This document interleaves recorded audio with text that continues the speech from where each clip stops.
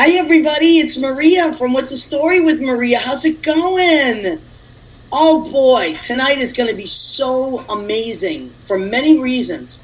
Now, let me just tell you, I am broadcasting live from the gorgeous kitchen of Rena and Ron Berge of Berge & Berge Associates in Woburn, Massachusetts. And I want a special shout out to Rena and Ron for letting me broadcast from their home. Leo, hit that promo! Yeah, I'm a big fish, small pond. The day's free and the night's long. I create my own reality. Who I am is fine with me. I'm as famous, as famous as I wanna be. Who I am, fine with me. It's who I am. It's who I am. Oh my goodness, this is so exciting. I'm so happy. So I had to come to Massachusetts. A little shout out to my sister Carla, my only sister, my little sister who I love. She broke her wrist, so everybody sent some great vibes. She's doing well. We went to the orthopedic today, and she's in very good spirits, and she's an amazing person. But she is a hairdresser, so that means she can't work for at least about 4 months. That's a long time. So everybody sends some great, wonderful vibes to my sister who is making the best of it, and I just want to say how much I love her. And so Rena said, you can broadcast from here, and I was so grateful because I wouldn't have made it back in time to, it was going to be really close. So this is great, so I can't thank Ron and Rena Berge enough for the use of, and Rizzo is also delighted, but she is out like a light right now. Okay, so tonight is very special because my friend Kat is here.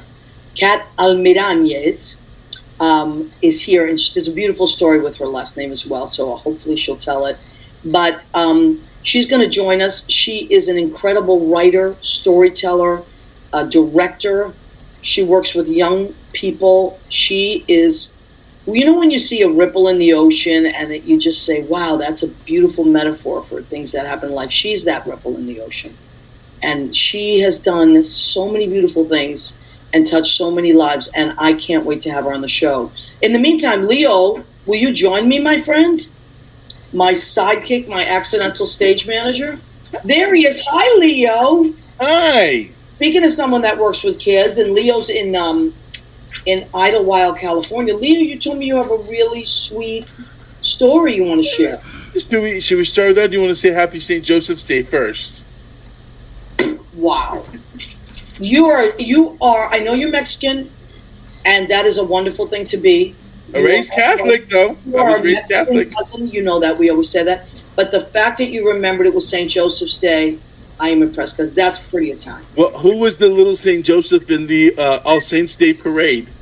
You? I didn't have the beard in second grade, but I did play it. You could have, though. You could have had a beard.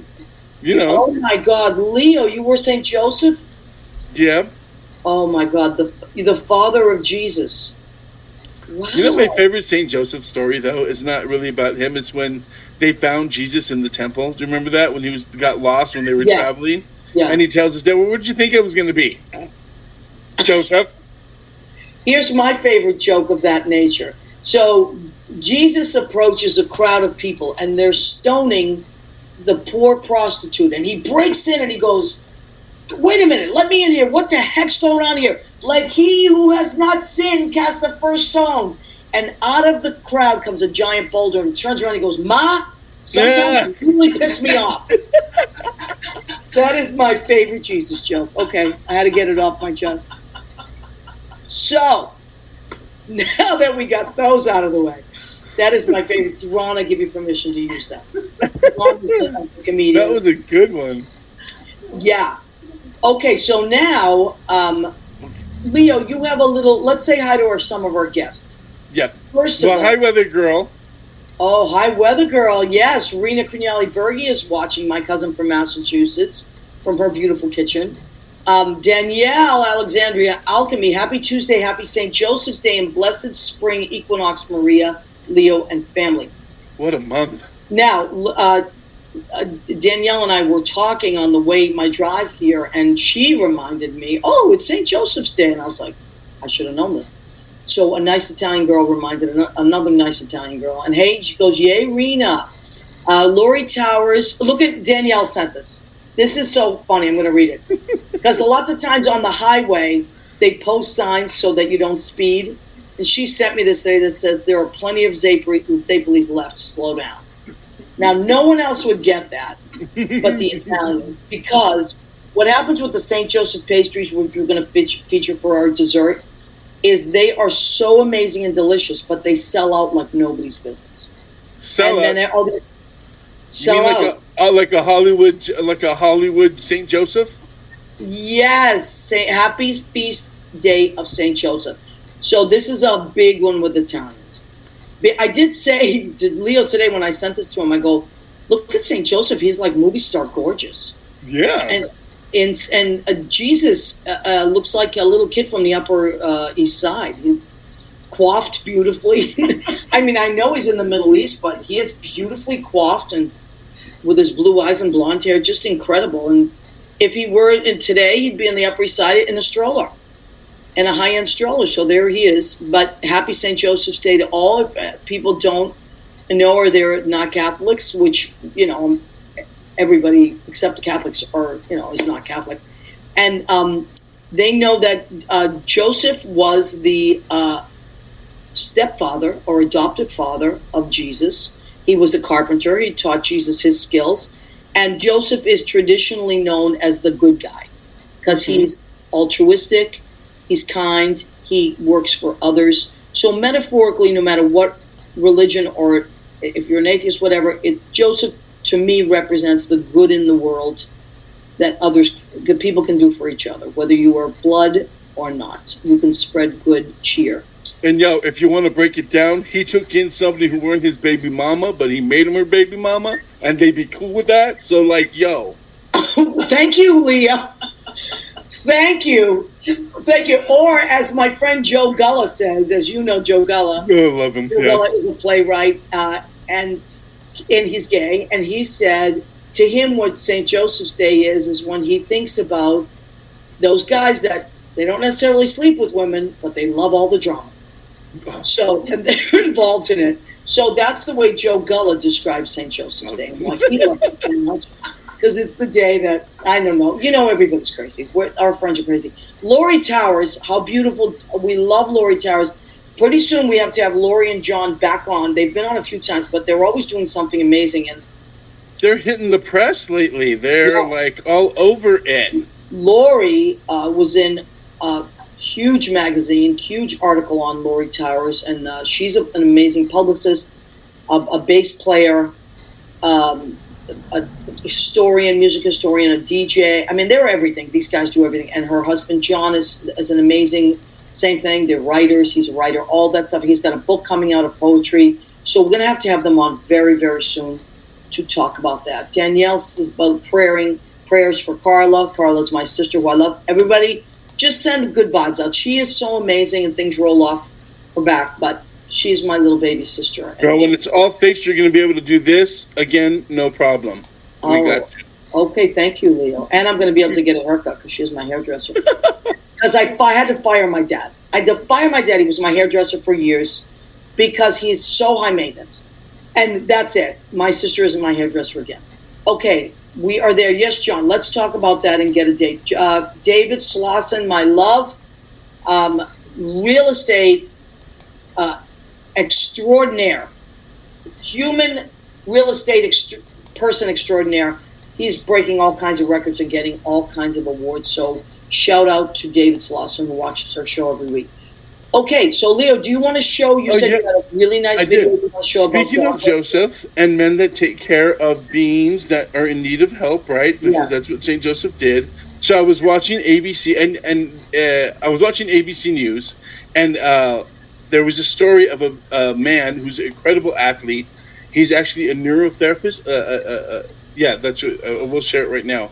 His name is Sergio Florian, and he went running on this really steep hike in Hawaii, and he came across an animal. So I'm going to show. This is from Instagram. You can go to his place if you want to see more of it. But this dog, we'll go back. It's love to let it go.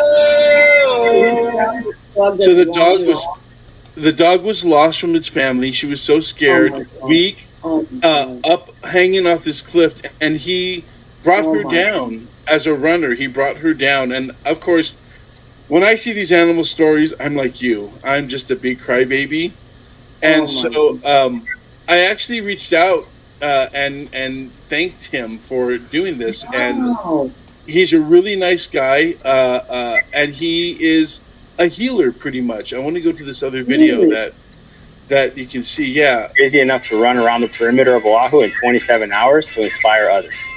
I'm a neurotherapist. I work with people that have spinal cord injuries, brain injuries, strokes. And so I'm dealing every day, day in, day out with people that cannot move. I started taking on sort of more endurance things, and that carried over into my therapies with people, and I was able to help over the years a lot of people to walk again and to feel better about themselves and just to make gains that they never thought were possible. So it was 135 miles. It took me 27 hours and 15 minutes, and I beat the previous time by like 5 hours. Yeah, people still call me crazy that I did that, and people still think, oh, you're crazy, you're crazy. I don't see it as crazy. I inspired people. I got something out of it for myself. Like, I got so many people call me. And so he's got great, and this is the dog that he rescued.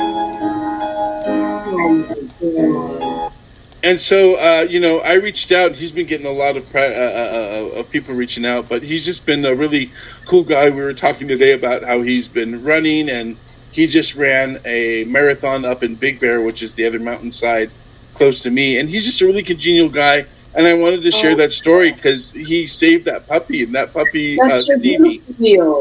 Stevie. So there's our St. Joseph tribute today. How's that? Yes, I love that. You got an A+ for that. First of all, Leo is amazing. I cannot sing his praises enough. I always say I'd be lost without Leo. But Leo, sometimes you go, not sometimes, always go above and beyond. And that is one of those times. Thank you for doing that. Because these feel-good stories make us all want to do something good in the world, right? He did, yeah. And he let me know that there was other two dogs. They got away from their owner on a hike. And so that's what happened. But they all have been found, and they're all back together. And Stevie is doing, that's the puppy. She's doing very good. Stevie. I wonder if it's named after Stevie Nicks. Oh, I wonder. I think there might be. So Rick Sudi Caritas has joined us, tuning in late. Leo is great. Yes, he is. Another shout out I want to give is Roger Duryea Jr., who is my friend and also happens to be married to my friend Paul Maizano. They've been together a long, long time. Hey, girl, it was so nice to see you at Brandy. We will see you more now that we are closer. Come to Rehoboth. Get a room. We have a room waiting for you. Okay. Ooh. All right. So maybe in the spring or the summer. Spring is around the corner. Yes. Thank you, Roger. And Roger is such a lovely person and so smart. Or as we say in Massachusetts, wicked smart. Yeah, wicked smart. Wicked smart. Anyway. Okay. So I don't want to waste too much more time. Our guest is a friend of mine. She's been a friend of mine. I'm going to say 20 years. She'll be able to remind me, because she's younger than me and so vibrant and amazing. I'm going to say we've been friends for 20 years. She has always been this kid. Well, to me, she's a kid, but because she's so young, her spirit is so young, and she's eternally youthful, and she never ages. And she does so many great things with children. She also creates beautiful projects. She's a director. She is a teacher. She's a writer. She's a storyteller. Everything. Anything you can imagine, she does it, and she's very humble about it. So she usually just goes by Kat, but I love her last name. So let's bring on Kat Almiranez. Almiranez. Yes! You did it! Yay! Hi, my beautiful friend. Hi. How are you? I'm doing great. It's so nice to see you. So nice to see you. Leo's amazing. Do you see how young looking she is? She's like a little girl, like this young being. And you've never changed. The only thing that's changed about you is you are more glowing than you ever were. Oh, thank you. It's true. It's Yeah, I actually, I turned 45 the other day. What? Yeah. I swear to God, you look 17. And we've known each other since I was in my 20s. Exactly. Yeah. I knew it was more than 20 years. Yeah. I knew it. Yeah. So now, Kat, you do so many different things, right? I mean, you really are like one of these creative beings that has this peripheral vision, and you take in things, you tell stories, you interpret lives, you help people facilitate their creativity. I'm going to really leave it in your hands to start this ball rolling. Where would you like to start? And then we'll talk about all your stuff. But where would you like to start? What is something, do you want to start at the beginning? Do you want to start at what you're doing now, your storytelling, your directing? What do you want to start? Can I start in the middle? Yes, the middle's great.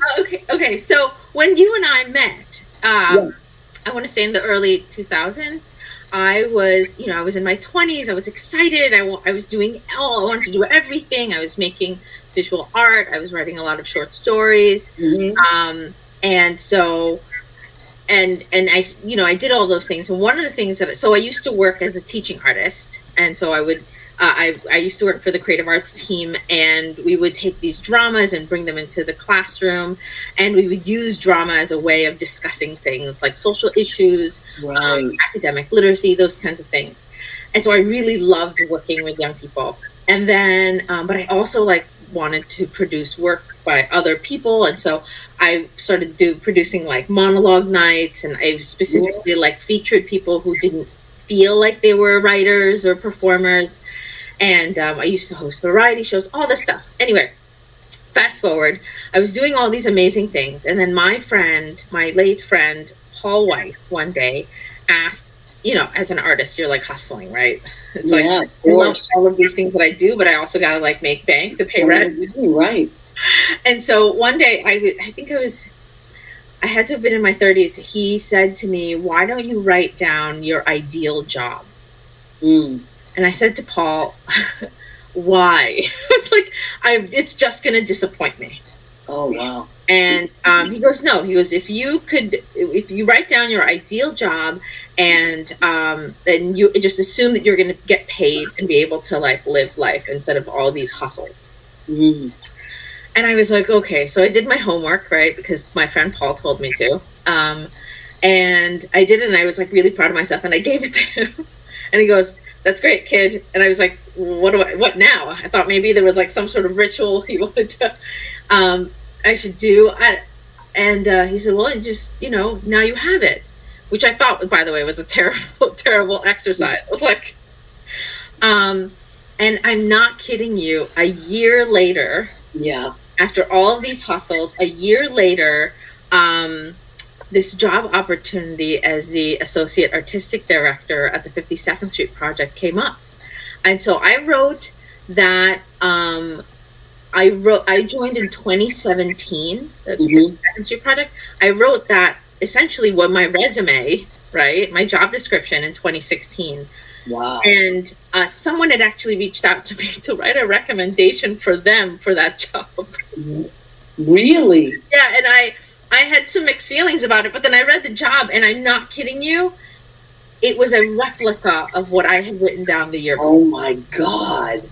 And it was really centered on working with young people, creating original work, putting it in, and sharing it with the public, and then also working with theater artists and adults and how to support young people in their work. And now I just want to stop you for a second, because I don't want it to this moment to be fleeting, because it's so important. So our friend Danielle Alexandria Alchemy she's a spiritual healer, she's a psychic, she's a teacher, she's a coach, all kinds of things. And we talk all the time. And she would say, I'm sure she's sitting here right now saying, it's all manifestation. It's all what you put into the universe. Our minds are, I'm sure she's sitting there saying this, our minds are so powerful. And your friend who told you to do that knew She's writing, absolutely, because she knows, and she's amazing. If you want to find Danielle, it's Danielle Alexandria Alchemy. Go to her website; it's incredible. But we talk about this stuff all the time. Manifesting. Kat is already a Kat. She goes. Kat is already a master manifester. Yes. So, Kat, this was your dream job. A year later, it literally was my dream job. I mean, if Paul had not told me to write it down, and it was in my desk. It was in my desk drawer. If he had not told me to write it down, I would not have a piece of paper that was a replica of this job I really wanted to do, and which I thought a year before did not exist. I just want to say that, like, I was like, this job doesn't exist. It doesn't exist to pay my bills, like this kind of thing. And then I walked into this beautiful, amazing. Oh my God! That's the Cat Youth Theater, actually. That's the Cat Youth Theater that I came out of that inspired me to work with you. Tell us about this. Tell us what this is. So this was what you started doing, right? I was 16 years old when I joined that company in 1996. And I was like this delinquent kid who had really poor... Who wasn't? Which artist didn't know that wasn't a delinquent? This is also true. And I kid you not, theater saved me. Yeah, me theater too. saved me, and it was an after-school theater program. It still exists 25 years later. Wow. It is still free. That's like also a big thing both at the Cat Youth Theater as well as the 52nd Street Project. We really strongly believe in like equal access. So the Cat Youth Theater, it was free when I was a kid. It is still free now. I do a lot of fundraising for them. And they now have like a junior youth theater as well as a high school adult theater. And they do amazing work. They provide services all across New York City. And I think they might even have a couple of young people from Jersey. And they do really, really amazing work. And that organization is led by Helen White and Joey Schultz. And they do amazing work. And it really catapulted me into realizing I could do it for a living. And so now I'm at the project, been there for like almost 7 years. Now, I know I've been there many years ago before I knew you. A friend of mine took me there, and she said, you're not going to be blown away by what happens here. So explain to the person that doesn't know what the 52nd Street Project is, what you folks do there. Sure, yeah. So we're a nonprofit organization. We are located in Hell's Kitchen. We're on 52nd Street and 10th Avenue. The organization is about like over 40 years old, and it has evolved over time. So I'll tell you what it is now, which is that we serve the young people of Hell's Kitchen. And what that means is you have to be between the ages of 10 and 11, and you have to live in the neighborhood to join our organization, to join and become a project member. And basically what that means is like you take an 8-week class with me on learning how to write plays. And then after that, we do what's called our playmaking program, where we currently have 8 young people who took my class in the beginning of January. And then we match them with volunteer actors and directors. And so each young person gets 3 people who really support their creativity. We then go away on a writing retreat, which, by the way, is made possible by volunteers who volunteered. Well, when you go on a writing retreat, it's obviously off campus, right? Yes, yeah. The last place we visited a place called Roxbury, Connecticut, and one of our longtime volunteers, Kimmy and her partner Jessie welcomed us into their home. Can you imagine welcoming like 24 people into your home? Wow, and then that's they were able to get host families like in the neighborhood to then also host, like, let us sleep in there. And it's amazing. It's all people are just volunteering. And then so we have these volunteer directors and these volunteer actors. The young person meets their actor, right? And so they interview them and get to know them. They talk. They ask this is what I love. So the young person writes the play, and you help them. You show them how to do that. They write the play, it's their idea, and then an adult is the actor. Yeah. I love it. Yeah. So they write a play. Then there are 2 actors and their director, and then we have an entire production team. Wow. And we produce it. It's actually we have our next playmaking show is the weekend. Oh my gosh, April 5th, 6th, and 7th is our next performance, and it's 8 plays. Each play has 2 adult professional actors, and I'm like blanking. There's one currently right now. I think one is a chicken. This one that was in rehearsal today. It's a story about a fried chicken that meets a sushi. See, that's hysterical. But adults play. It's so like cute. existential experience together. All of our plays have music in it, and so they write lyrics to it, and then we connect with a volunteer composer. A volunteer composer comes in, takes their lyrics. Sometimes the young people are like, oh, it feels like this, and then they write the music for it, and our actors sing it on stage. And we make a really big deal out of their work because they are a really big deal. Yeah. And our artistic director, Natalie Hirsch, always, like, when she gives her orientation to the actors and the directors before they meet the young people, she reminds them that this work that we're doing is Shakespeare, and that it is our job to bring it to life and to understand it, because to those young people, it makes sense. One of the things that we don't do with the project is when they're writing their stories, we don't correct their spelling, and we also don't correct their grammar. And we remind them repeatedly, like, we are interested in your story, and if this is the way you want to say it, like, this is what we're gonna work with you, like. And so it's a really, really fun experience. And then what's even better is that once the young people, like, finish this program, they're then welcome to utilize all of our other services, which is we provide homework help, we provide individual tutoring for specific subjects. We have other creative programming, dance making, film making, writing, poetry. We have another thing that they do is we go away for a week. We go away for a week with 8, like 11 or 12 year olds. We take them away for, and they perform. It's their first time on stage with us. They perform with an adult actor a play that is written for the 2 of them. Oh my God, that's really powerful. We do it in 2 weeks. How many kids are you taking with you, girl? We take 8 young people, 8 volunteers, and then probably 9 staff, 2 interns. And what's wild is that we then have a volunteer main house that houses all of us during the day. And then they're responsible for, or they support us in finding host families that we all sleep in at night for a couple of hours. And then we all come back. And get this, we also have somebody who on staff, as well as other volunteers, who cook for us. And that'd be me. Can you imagine? That would be me too. I love that. It's like, and then, bless our executive director, Carol Oakes, who literally, just like the executive director, she's like going food shopping at ShopRite. She's like, it's just amazing. And where does that take place? Where does that take place?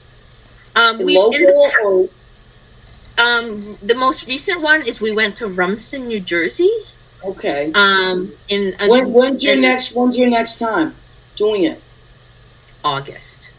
Okay, so August. I'm saying this publicly. I will donate. I will make because I make sauce and I make really good sauce. Let me know. Give me a few weeks ahead of time, and I will donate a bunch of pasta and sauce. Oh my God. All you'll have to do with whoever's cooking is boil the pasta, and the sauce is off the hook. And I don't have it on record, so. Yeah, you have. That's what I'm saying. I'm so happy to do that. I'll get it. Thank you. I can donate a ton of bread, all kinds of. Oh my gosh! Thank you. Okay, Thank you. I won't cook the pasta because I feel like it won't be as fresh or something. But I will donate. I will make all that stuff and donate. Thank you. It's on record. So, also the really, really very important thing about our program, and just repeating it again, is that it is free. Mm. It is a free program. The young people don't buy anything. We don't ask them to purchase anything. When we go away and we realize, like, oh, they need a sleeping bag, we tell them, do not buy a sleeping bag. We will provide you with a sleeping bag. Wow. All of our like academic support services are free. We have all these other trips that we go on are free. We have our teen program.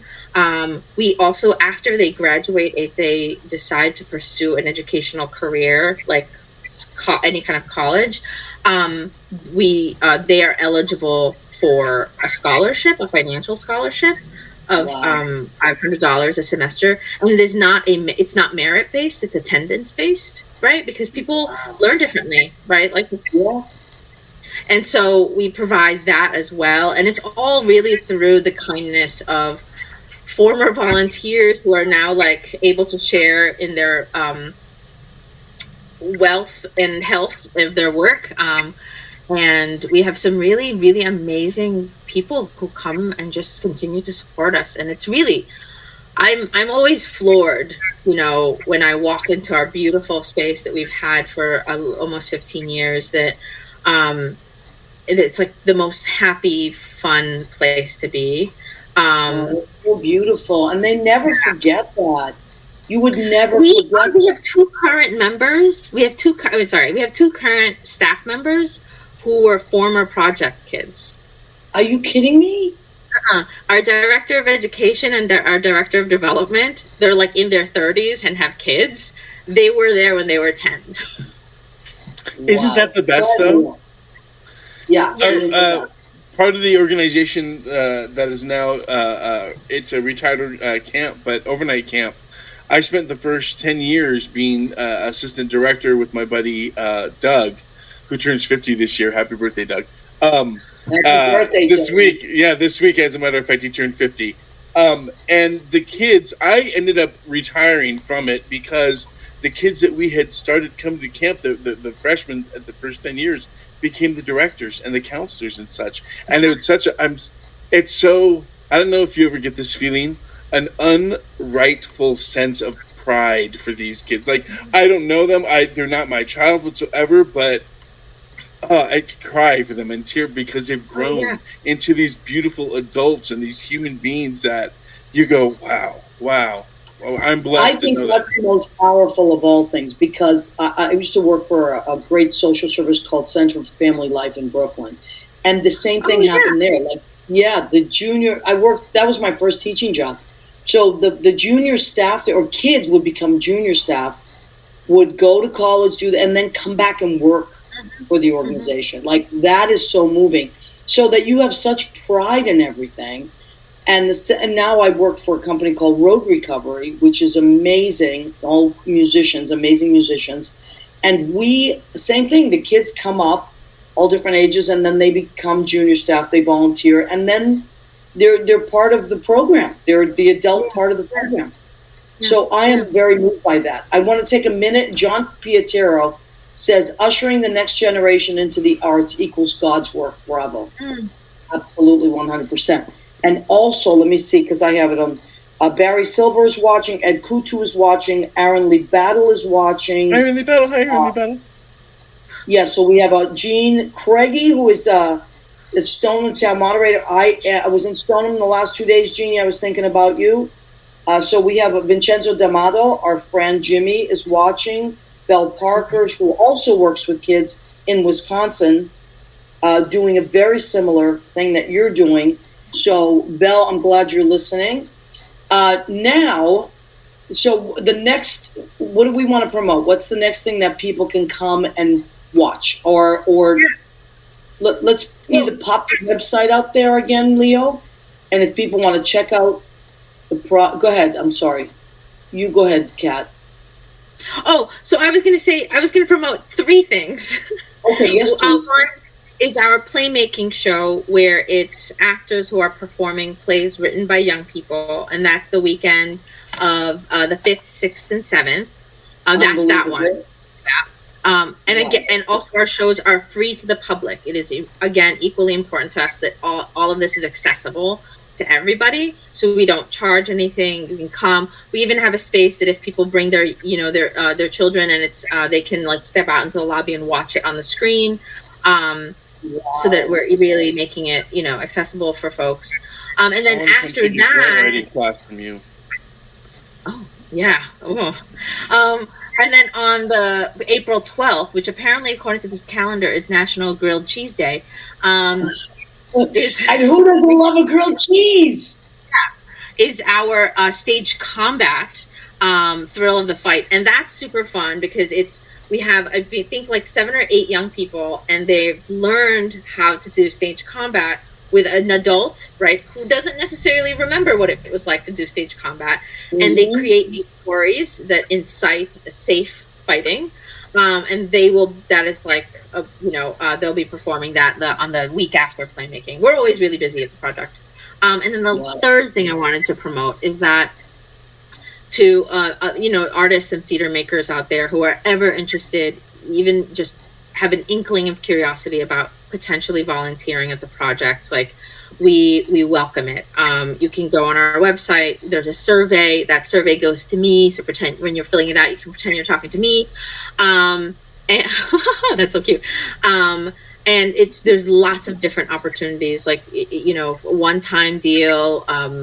Some of them are like 8 weeks, for 8 times over a period of 8 weeks. Sometimes it's just production week. Sometimes it's about, one of the things we're trying to do as well is like we have a hygiene kit, because like the bodies are changing, and so we have a volunteer who donates to us like kits for like deodorant and little packet things that we can give, and those things are important, and we're always just looking for people to help grow our community.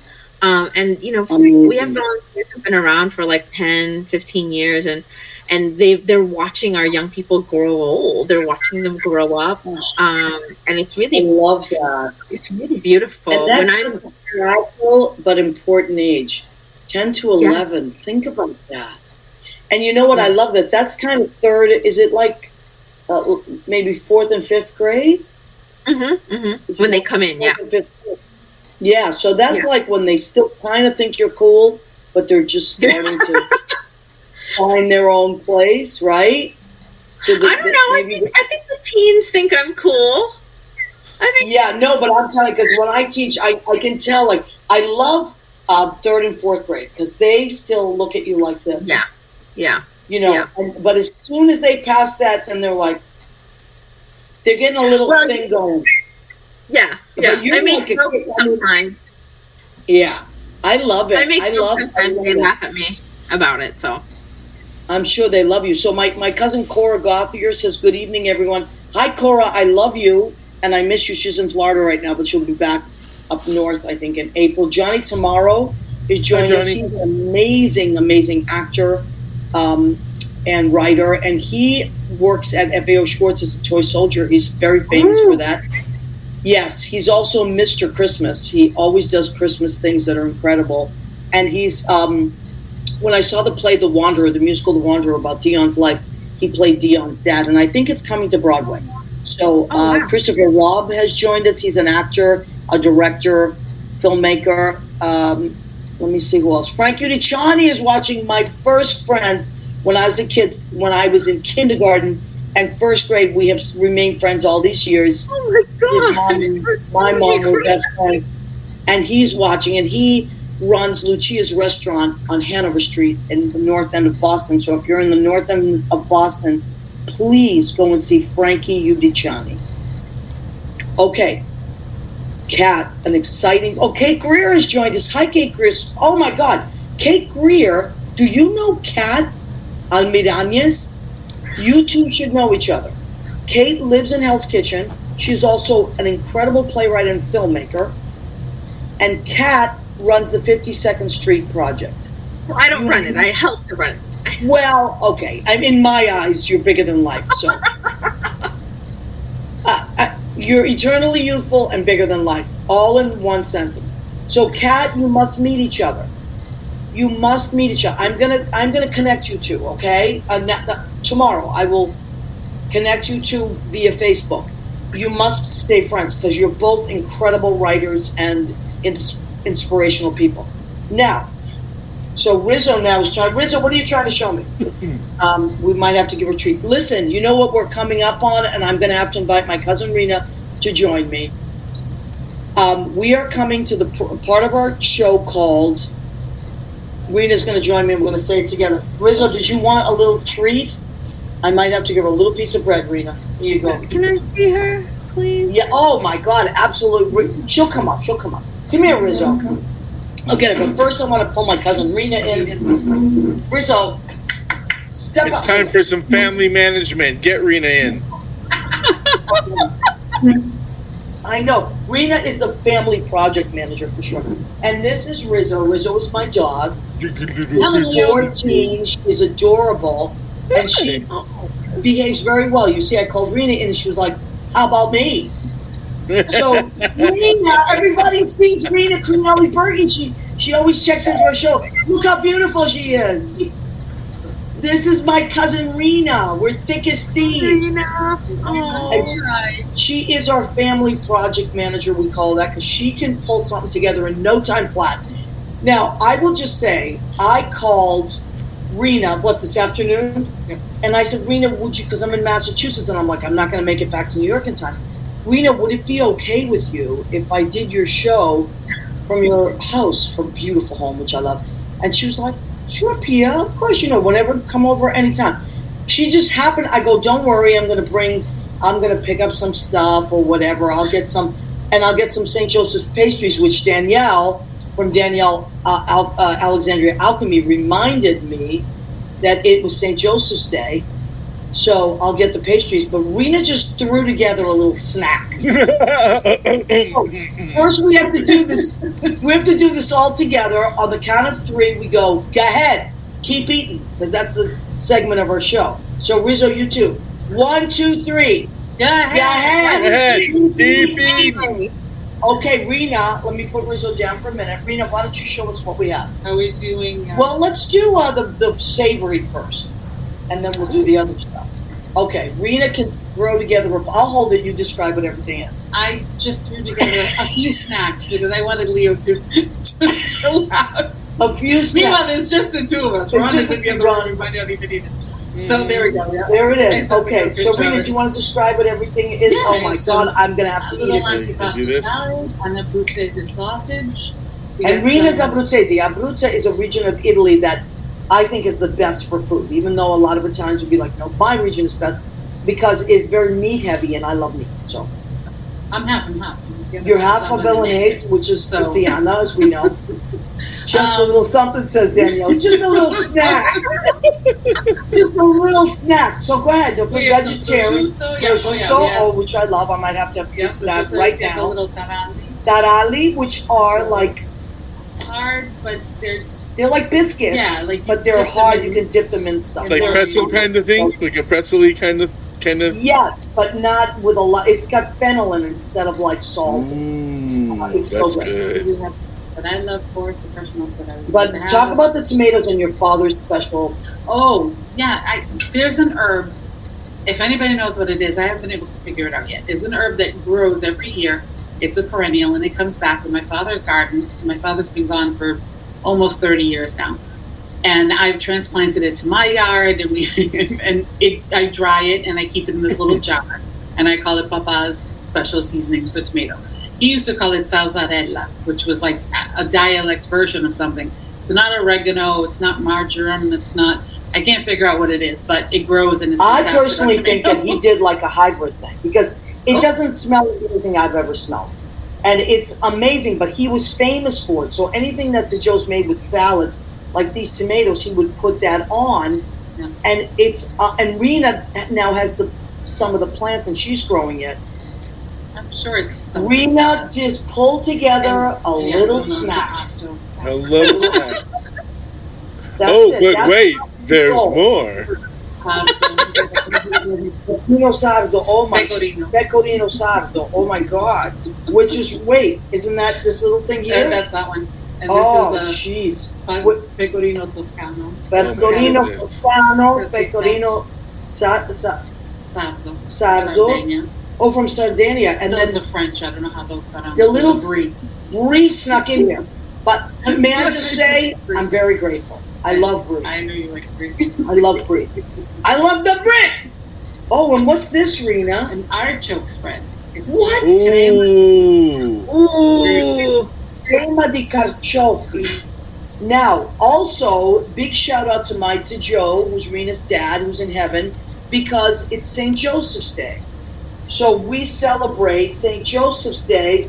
Let's show our amazing Zapoli that Danielle and I were talking about yesterday. Oh my God. Oh, that's my favorite one. Okay, so if you're not Italian, if you're Italian, you're like, you know what this is. There's different versions of it. If you're not Italian, you must, every March 19th, you must run to an Italian bakery. Now, they may have them over the weekend too, but they only make a certain amount. You must run to wherever your Italian bakery is, Jersey, New York. The New York one, I suggest Rocco's on Bleecker Street and Veniero's on 2nd and 11th. But in Jersey, there's so many. Okay, so this first one, Rena, describe this first one. Hold on, I'm going to pick it up. This has a yellow pastry cream with the Amarena cherries, so like the cherries that are soaked in syrup. So those are really good. It's a yellow cream, and then the next one. The next one, my favorite, has the whipped cream, and that one, Coloruso's does it with the. I have to pick it up with both hands because I might drop it. A strawberry compote or jam at the bottom of it. Yeah, this is I love whipped cream. I'm like a big fan of whipped cream. So that is the one. Danielle asked me, we were talking on the phone on the way here, and I said, there's the next one. It tends to be my favorite, but I'm going with this tonight because the cream is so beautiful. Okay, and the third, last but not least at all, is usually my favorite. The cannoli cream. Cannoli cream. From God. I believe that God had a day off, which was a Sunday. Remember the day of rest, and he was like, rest my ass. I'm making cannoli cream. And I believe that he said that because I think God swears too. It wasn't, he didn't take the name of anybody in vain. He just said, rest my ass, I'm making cannoli cream. And this that is from God. And those are cocoa nibs? What's that? What? This is cannoli cream and chocolate chips. Oh, yeah. Oh, please, Rena, you're a baker. Rena's a baker. How would you describe, is this puff pastry? Or? No, it's like a cream puff pastry. So it's like a pâte à choux. It's like that dough that you make and then you like pipe them out. I'm smelling them all. I love to smell good food. Maria. Okay, that wasn't all the food though. Oh, yes, Kat, what are you going to say? Oh, Ron ate the rest of that. Well, I was going to say, Maria, what does the box look like that you're going to put that in and bring back to New York? I don't think you understand. We're going to eat this. Rena and I are... and that too. Oh, yeah, let's bring it. Rena and I are masters of not wasting anything. Right. It's a sin to waste food. Yeah, absolutely. Now this, Rena, you made these, right? Yes. Okay, so Rena made these. Tell everybody what they are. These are zeppole. I'm sorry. These are pizzelle. Pizzellis. But these are like the ones like my mother's side makes, like my mother's side. Yeah. So from Avellino. The ones that my father's side makes in Abruzzo, they're really thick. And they're like almost like waffles. Yeah, and they have like initials on the iron. You cook them one at a time. Oh, yeah. I love. Yeah, when you get married in Italian homes, somebody gives you a pizzella maker, and it has your initials on it. Ooh. And for all time and history, you cannot destroy a pizzella maker. And these are my mother's favorite. Mm-hmm. She's in heaven too. So, and we tell everybody what they are. Those are almond cookies. They're little kind Biscotti. of Yeah. Biscotti. Yeah, delicious. And Rena, because Easter is around the corner.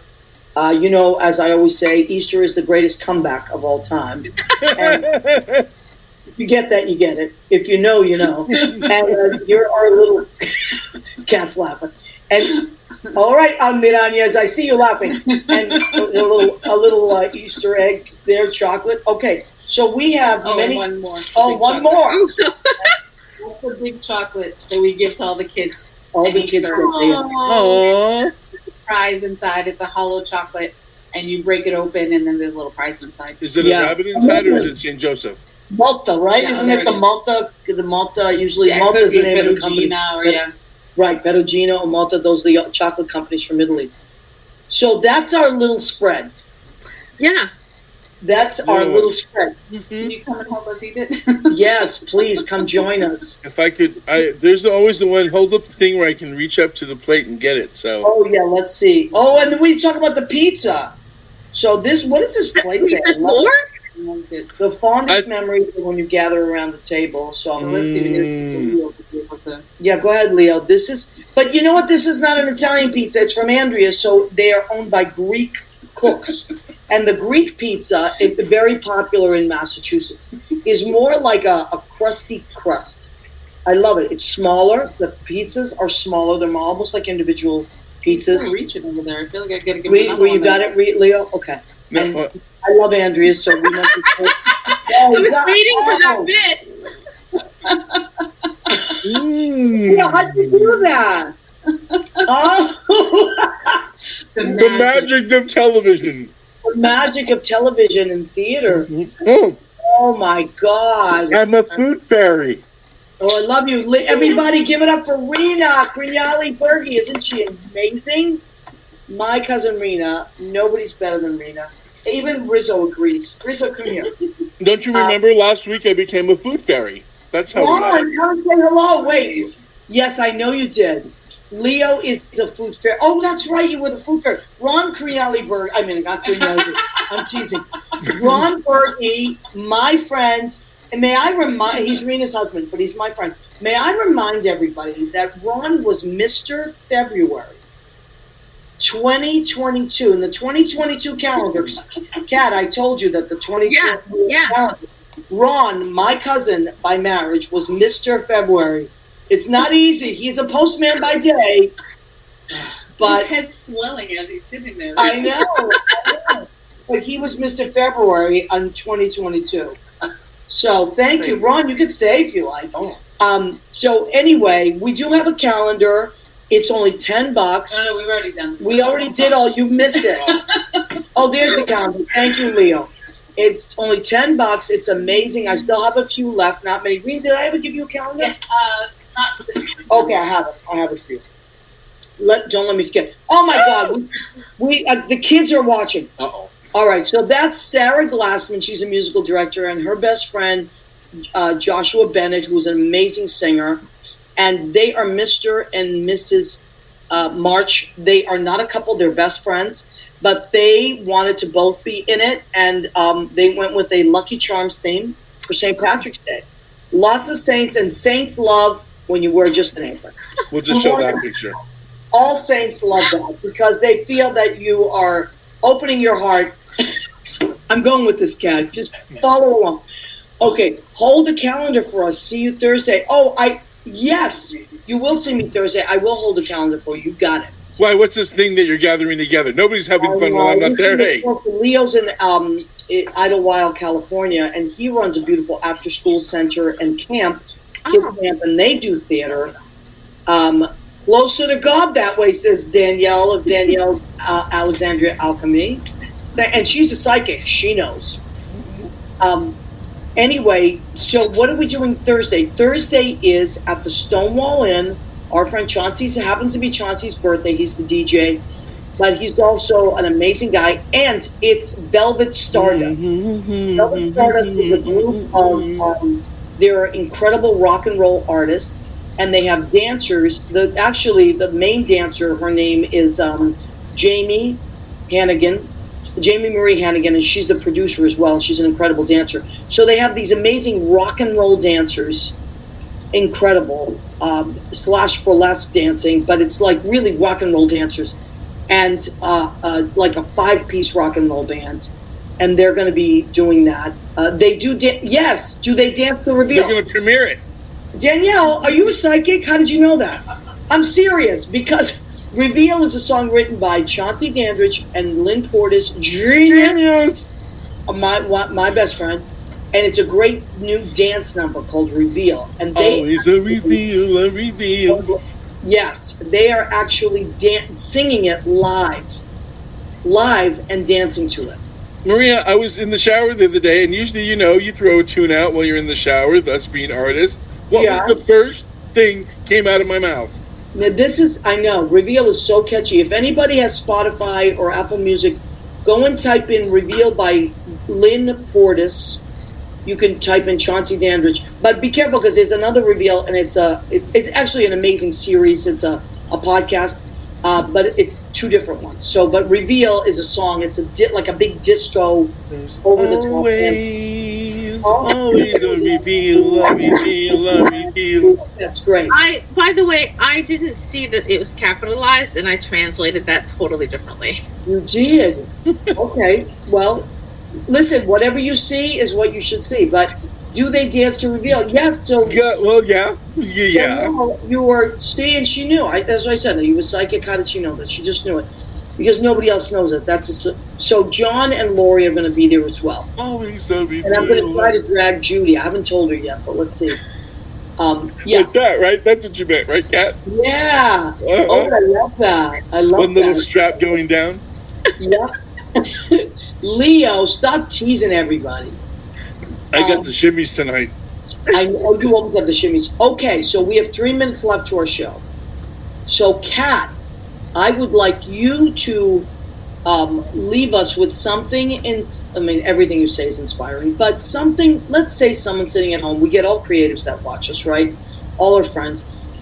How do we jumpstart? Let's say our creativity has been a little dormant. We're a little discouraged. We're watching too much news. The world is heavy-hearted. How do we get those creative juices flowing? You're a playwright. You teach playwriting. You're also a storyteller. Now, didn't you? Yeah. That's something we didn't even talk about that. So when you write your stories or tell your stories, you're an orator as well. What do you use, or what would you tell someone, or what would you tell yourself to keep those creative wheels turning? When I was younger, in my 20s, I was all about telling my own story, right? Just trying to get it all out. And then I went into my 30s, and then I was still preoccupied with that, right? And then I got into my 40s, and you know what inspires me now? What? Is listening to other people. Yeah. It's true. It is the thing that I feel like my life has been about learning how to listen. And just when I think I know how to listen, another year passes and I go, oh my gosh, I've not been listening. Like, this is a new way of listening. I'm now hearing things very differently. Right. And so I think there's something to be said about learning to listen. Oh, I love that.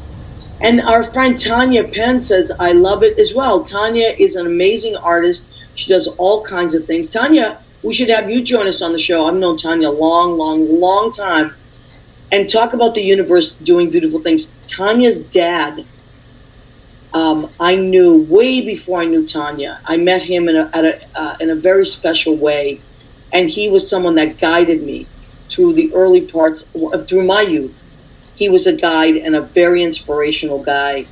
And anyway, his name was Norman. He was a great guy. And then years later, I met Tanya, had no idea that it was Norman's daughter. And she ended up being a beautiful person in my life. So you see how the universe sends you these gifts.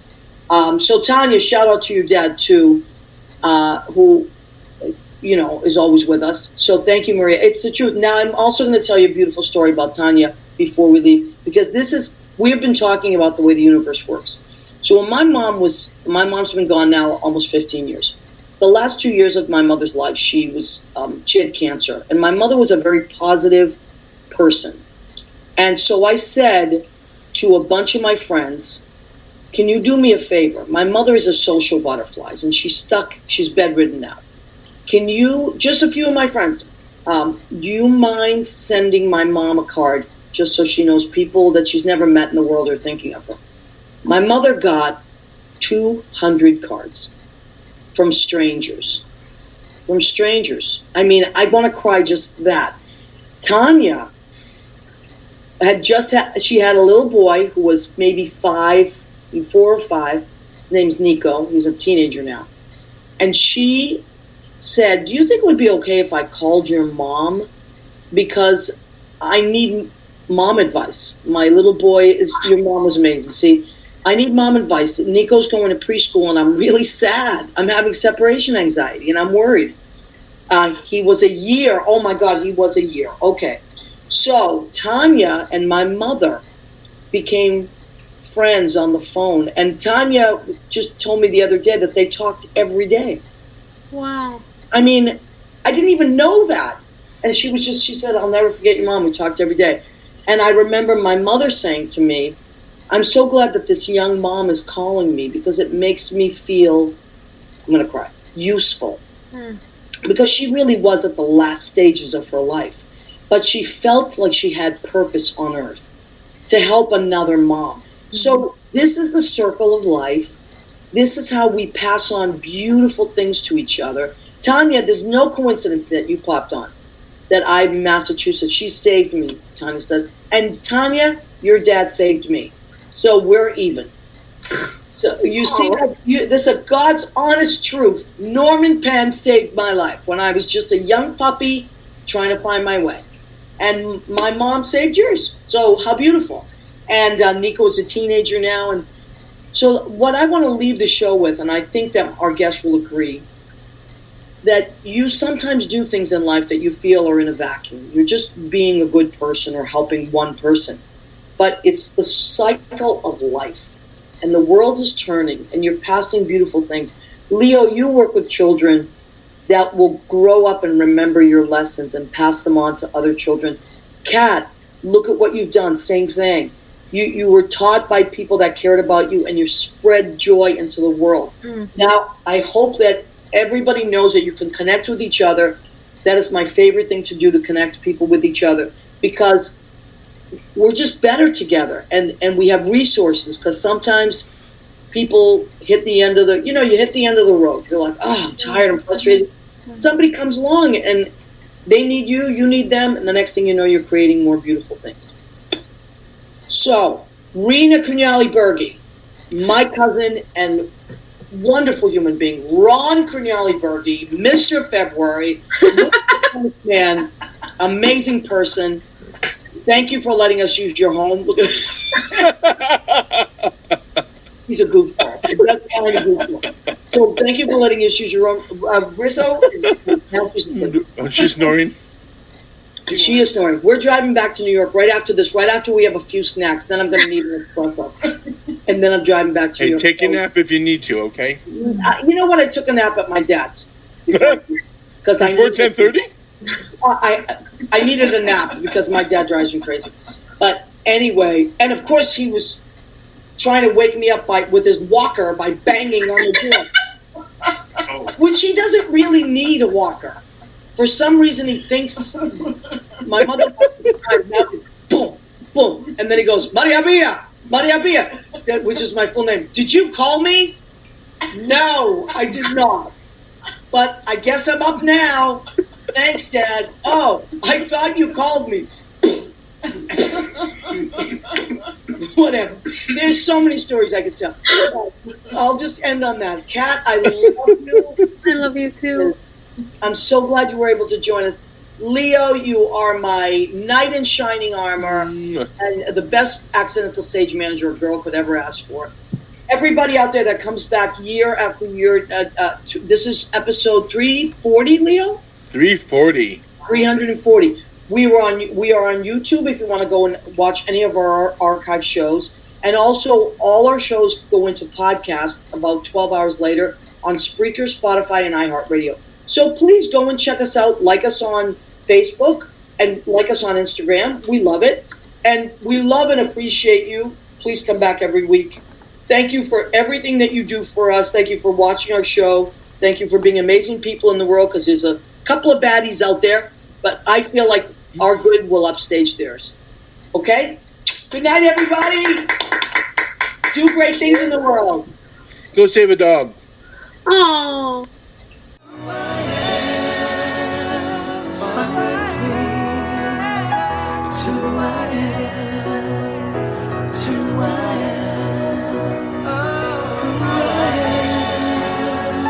Fine with me,